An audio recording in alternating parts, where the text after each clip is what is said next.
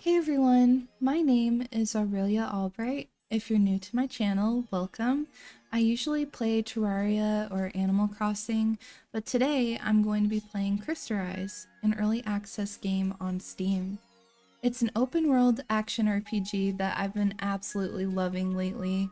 I put over 8 hours into the demo version a few months ago. It has a really cute pixel art style that just feels so nostalgic to me, and I can't wait to share my experience playing it with you all. Just a heads up, I've already made some progress in the game, and unfortunately there's no option to reset it yet due to it being in early access, so I'll do my best to re-explain how I got to the point that I'm currently at. If you have any questions about the game or what I'm talking about, feel free to ask me in the comments below. When I started playing Crystarise, I was immediately hooked by its cute art style and soundtrack. I also can't wait to learn more about the story, but I'm going to avoid spoiling that for you guys. When we first spawn into Crystarise, we're on this sky island and the only thing you see is this crystal fountain. You'll get a prompt saying to press Q to teleport to the continent below. You'll spawn in this grassy forest area at first, but you'll discover that there are other biomes as well. Once I teleported, I spent the first chunk of my time exploring the game's starting area. I remember how the combat works from my time playing in the demo, so mostly I was looking for any changes and seeing what I could learn. Something I find really enjoyable about Crystarise is how you can interact with nearly everything you see. You can damage things like the trees, stones, bushes, flowers, mushrooms, even the grass you can damage and get materials from.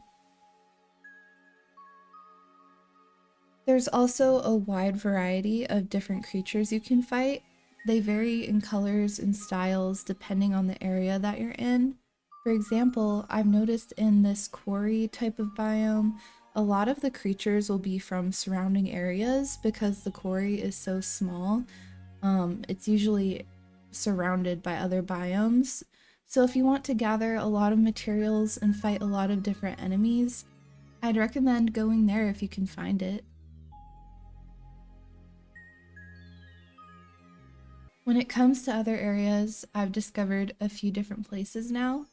There's the starting forest area, desert biome, snow biome, a biome I've been referring to as the quarry, although that might not be what others call it.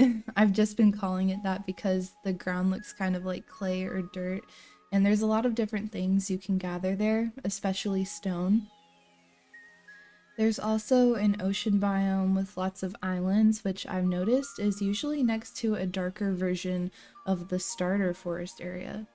You can tell especially on the map when you're near one because the grass will be darker. I just think of it as a place where you can encounter more shroomers. There will be a lot of pine trees, fallen down trees, and shrooms there as well. I've also seen a hellish looking lava biome, and I once saw a purple variant of the ocean biome. Something I've noticed about the different biomes is there are different types of dungeons.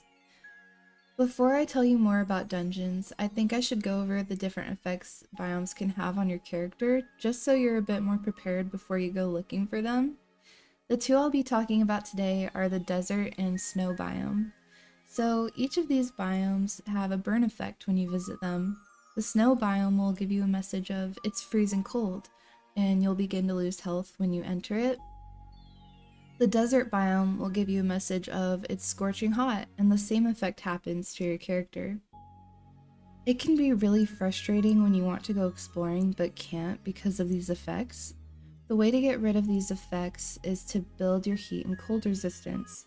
To do this, you will need to obtain crystals that will give you the skills, heat resistance or cold resistance. The more items you have with these skills, the better it will be for you. For anyone wondering, the way you get items is by fighting creatures and collecting materials. When you hit things like trees, bushes, or other things in the environment, they might drop these little crystals with symbols on them. If you press tab twice, you'll be able to see them in your crystal tab. When you select them, you can see what the item is, what skills it will give your character once placed, and the materials you need to make the item. For example, this item is a purple floorlight. It will give me Ghost Slayer level 1 and increase my damage for shot actions. I'll need these materials to craft it. I will say the desert biome is the easier of the two to explore first, in my opinion, because you will not experience the burn effect in the desert during nighttime. Just don't go too far into the desert if you choose to explore it at night, because when it becomes daytime, you will get burned again. This is one of the first dungeons you're likely to see. It looks kind of like a giant rock or a cave entrance. This is how the inside looks. I'm not sure just yet if there's a way to tell how many rooms a dungeon will have or not, but I've noticed most dungeons usually have either 1 to 3, maybe 5, or way more, like 7 or more rooms. If you look on the map when you're inside a dungeon, you'll notice you can't see the other rooms until you enter and explore the whole room. I almost missed the whole other side of a dungeon before because I didn't notice the doorway at first. I only realized there were more rooms when I got to a certain point and could see the other room up against the one I was in, so look out for that.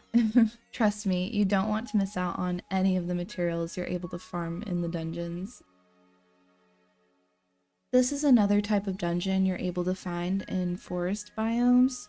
It looks like an abandoned house or some kind of ruins on the outside. The inside looks a bit nicer than the previous dungeon, but again, feels abandoned and somewhat overgrown with plants. One thing to keep in mind for these dungeons is, in my experience at least, they always have ghost steals. Ghost steals like to walk towards you, and if they get close enough, they will steal something from you as they attack you. To get your item back, you just have to attack them and they will drop your stolen item. Unfortunately, you won't be able to kill the ghost steals until you obtain an item recipe that gives you the ability to damage them when you place it on your floating island. This is important to keep in mind when it comes to dungeons in the desert, because dungeons in the desert tend to have lots of ghost steals in the final room before you get to the chest. And you can't finish these dungeons to get the chest without killing the ghost steals. I recommend avoiding these dungeons until you find an item blueprint and place it, or kind of a cheat to get around the need for an item is to find a caged ghost steal in a dungeon, because once you have the ghost steal on your floating island, you'll be able to do damage to them as well.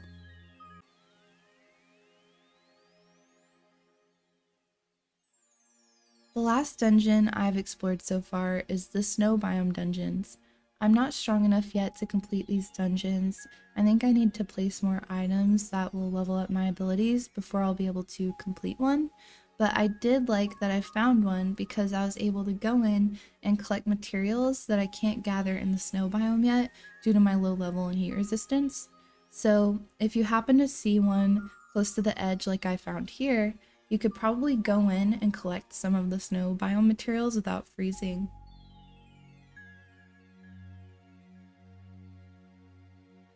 I wanted to include some tips that I wasn't exactly sure how to fit up until this point to help you when playing Crystarise. The first few tips I'll share is related to different creatures in the game. First, let's talk about jewel wings. Jewel wings are relatively rare. They're flying creatures that run from you when they see you. I hardly see them when I'm playing. I think I might see between 1 and 3 per hour if I'm playing in the forest area. Anytime you see them, you should hold left click to shoot them while chasing them. As you chase them and their health goes down, they'll drop jewels, and once you kill them, they drop a wing. Wings are a material used to craft items. I'm sure they'll come in handy when there's an item you want to make later. Speaking of jewel wings, I have seen a similar creature one time called a bling wing, I believe. They're slightly bigger and way faster than jewel wings. Try your best to catch them when you see them. I'm sure it will be worth it. I don't have any footage of a bling wing right now, unfortunately, but I'll insert a picture of one if I can find one. Now let's talk about boomers. I mean, shroomers. Okay, so I like to call them shroomer boomers. They're an enemy that spawns when you hit a mushroom. I recommend always shooting mushrooms from afar when gathering them because you don't want a shroomer boomer popping up on you. It scared the heck out of me the first time it happened. I'm calling you guys my secret stars. Oh my gosh. Oh my gosh, it's a shroomer! It's a shroomer like a boomer! Oh my gosh, that's so cute! The third tip I have is about these brown boxes you'll see. Usually in the forest biomes, there are two types of boxes. The regular one will look like this. The second one will have a symbol on it. This symbol means it will explode when you break it. The regular box you should destroy and you'll be rewarded with bread or some kind of material like a seed. If you see this symbol, I don't recommend hitting it. It seems kind of pointless. I tried luring creatures to it to see if it had any kind of effect on them, but it didn't and only damaged me when it broke. This symbol can be on other items like the pots in the desert, so be careful guys. The last tip I have for you is about boss fights. First, to fight a boss, you'll need to make an offering of usually 30 shards to these fountains. To get the shards, you'll need to fight enemies in the area. They have a chance to drop these shards. There's a different shard for each place. When fighting a boss or preparing to fight a boss, I recommend cleaning up the area, meaning destroying the trees and other things in the environment so you have lots of space to move around and your attacks won't be blocked by the things around you. But make sure that you have enough shards before you do this because the trees and other things will respawn over time.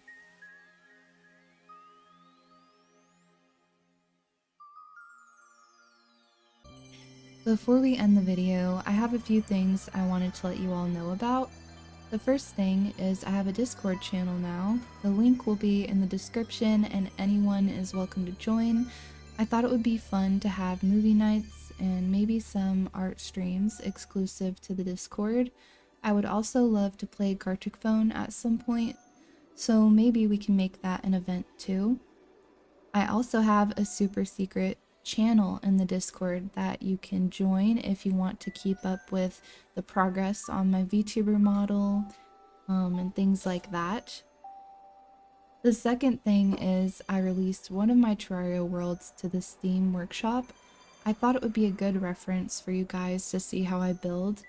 It also has not had a playthrough really started yet on it.